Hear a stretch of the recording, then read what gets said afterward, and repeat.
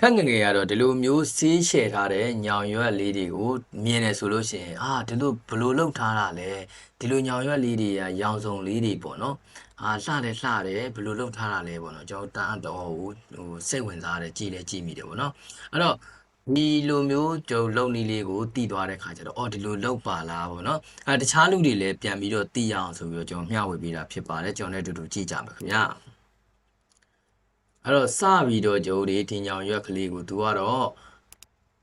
ရေထဲမှာစိန်လိုက်တယ်ပေါ့ဗျာနော်ရေစိန်လိုက်တယ်ရက်20ဝန်းကျင်လောက်ကိုကျိုးရေစိန်လိုက်တယ်ပြီးရင်တော့အပေါ်ယံရှိနေတဲ့အညစ်လေးတွေပေါ့နော်အပေါ်ယံရှိနေတဲ့ဟာလေးတွေကိုကျိုးခွာလိုက်တယ်တပွတ်တန်လေးနဲ့ဟို